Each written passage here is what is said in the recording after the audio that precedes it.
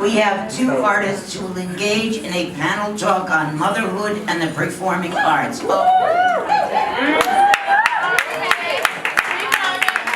my underpants clean and my groceries in the house. I bow to them. Oh my God. Okay. Ilana Levine is known for her comedic turn as Lucy Von Pelt in the revival of You're a Good Man, Charlie Brown. And she also hosts the critically acclaimed podcast, Little Known Facts. Ilana will be joined by Broadway veteran, Statera Regional Coordinator, and founder of the Parent Artist Advocacy League, Rachel Spencer Hewitt. So nice to see you all tonight. Hi, I'm Rachel Spencer Hewitt. I'm thrilled to be here with my two children. Love the number, by the way, all the numbers so far. And For Good makes us cry every time, so we're ready to talk. This is incredible. I just want to say I've had the privilege of performing or being a part of a lot of events in this room, and it is always an incredible reminder of the talent that lives in our city, because every single performer tonight, every song has just felt like I would have plopped down $700 a ticket had I seen them on Broadway. So tonight we got to see them for a little less. Tip your waiters, everybody. They're amazing. So we're here tonight to do a little thing that's, I don't know, like a palate cleanser in between. After For Good, you can't have another song. No one can ever have to sing. It's not fair. After For Good. But I didn't know about your organization. PAAL is the acronym. And it sounds amazing. And so I thought rather than Google for 10 hours, I would have the opportunity of asking you directly to share what this parent advocacy organization is about. And then we can kind of talk about what it is to, I thought I could just have a baby on stage right now, and that would show you what it's like to be a mother on stage. But before I got to that, tell us a little bit about you. Sure, and I just want to say, there's still time yet for that to happen. Yes. Stay tuned. Some of you know some of the numbers coming up. Really exciting. Yeah, I thought you meant if someone like quickly impregnated me. Podcast would go viral. What a benefit. What a benefit. There we go. So much meaning. Yes. I should start to talk about PAAL. Yes. Just to lay the foundation, very briefly, PAAL is a national organization that is a resource hub and solutions generator for individuals who have caregiving responsibilities in the arts and for institutions who want to support them. We have over 6 local chapters across the United States, and we're growing. And we are in a formal partnership with Statera because we believe the caregiver conversation is directly integrated and inherent in the gender parity conversation, and they agree with us and are so supportive of all caregiver rights to access. This is a draw, like I'm done. Okay, we're good. Where do we sign up? How do we give money? Because that's amazing. I think Mara can help with that, actually, if you find her after the show. Yeah, I want to ask you, actually, because so much of the work that we do and the solutions that we generate come from gathering stories. The first year of PAAL, the theme was Motherhood Breaking the Silence. There's a study by Wellesley Centers for Women that realized there was an aura of silence around family responsibilities in the theater. And so we break that by trying to, every chance we get, share our own experiences. And I would love to start by asking you, what kind of obstacles did you face as a pregnant actor? Because this is a Other than tonight. Sure, right. Other than the information. I have to say that I have had the experience of being on Broadway a number of times as a single person, and then working in the theater as a parent and in film and television. And the most honest thing I can say about it is the challenge was my own.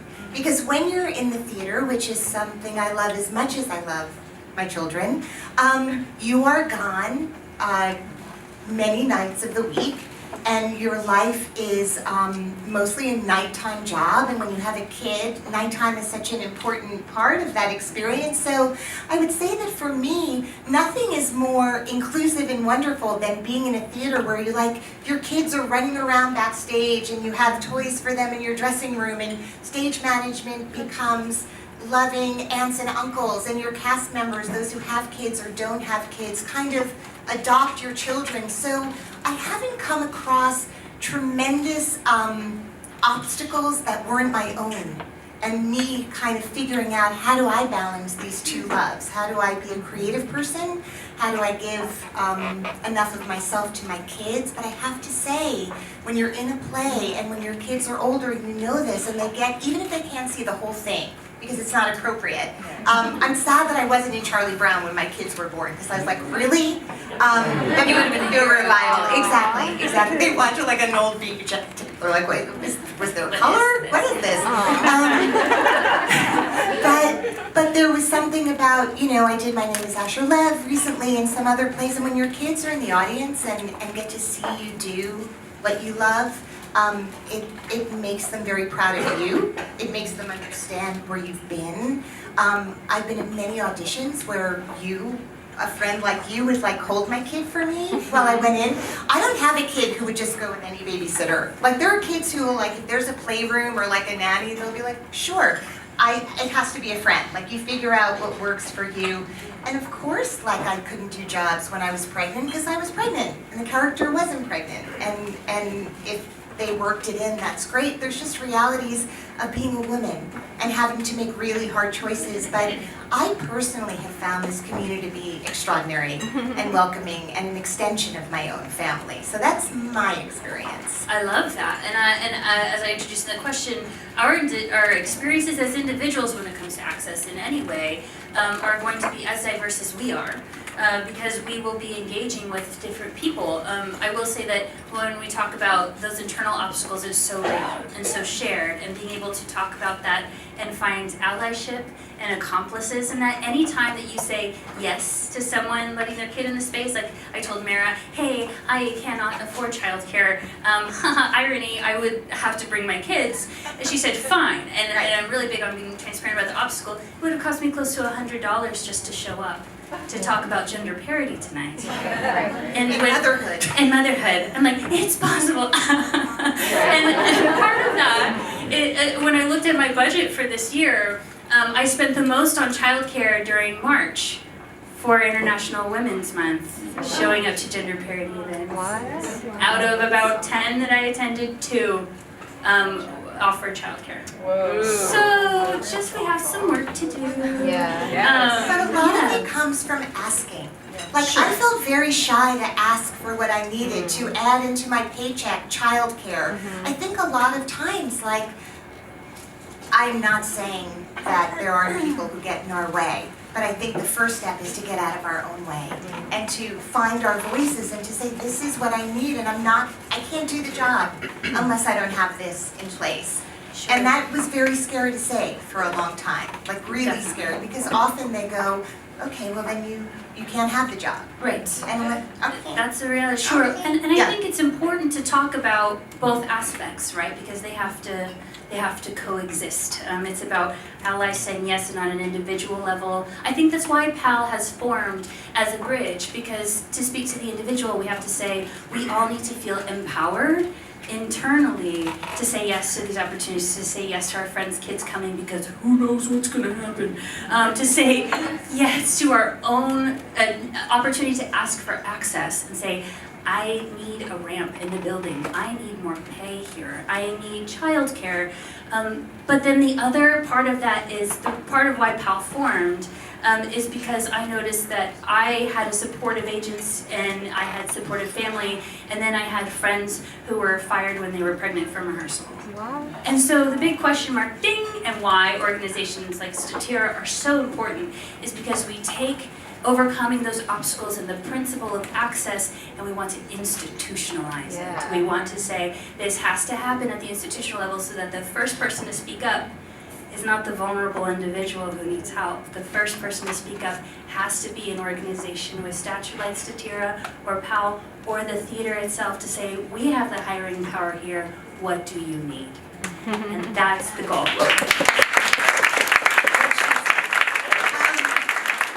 How do people find out more? Because because obviously I wish I could like pick your brain for the next 7 hours, but there are some other singers coming up. How do we find out more about this amazing organization? On our website, you can go through the contact form and it'll reach me, PAALTHEATRE.com. And also grab me if you see me. We're very accessible and we have reps all over the city, so no one has to be alone in this. And if you're curious how to support someone with caregiver rights or someone who has elder care needs for their parents, let us know, because we're here to create a network of support with Statera. And it sounds obvious, but be a friend to each other. Like, just do it because you would do it so someone does it for you. I mean, it's sort of common sense in that way. I also want to say to the Statera Mentorship Program, which specifically what we are partnering with, is an opportunity for us to foster opportunities of upward employment and professional development for all genders. And the only way we can reach parity is if caregiving is seen as the responsibility of all genders. Yeah. So just know that by supporting, yes, I